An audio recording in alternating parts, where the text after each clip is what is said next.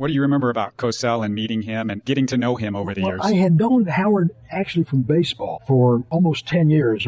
We had not met each other on a regular basis, but Howard was a close friend of Bobby Bragan, who had been a coach with the Houston Astros.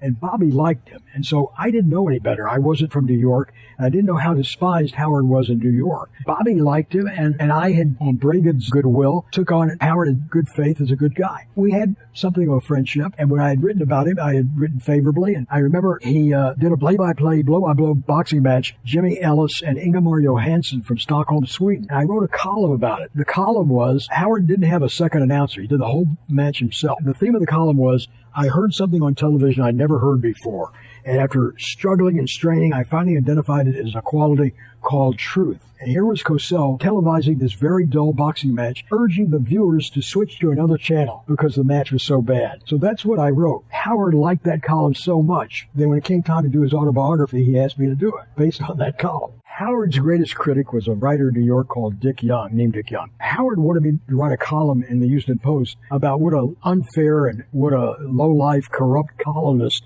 Dick Young was. I tried to avoid getting into the subject in any depth, but Howard wouldn't leave me alone about it. Finally, I had to tell him, I said, Howard, there's no reason for me to write a column about Dick Young in Houston. I said, my readers don't know who he is. They don't see the New York papers. They wouldn't know anything about him. They wouldn't know why I'm writing this. And Howard took a scar out of his mouth and he said, Mickey, you sports writers stick together like germs. And he said, the trouble with you is you want to get along with everybody. And this is not a get along with everybody world. And I always remember that. And I thought he's absolutely right. And if I have to start not getting along with somebody, Howard will be my first choice.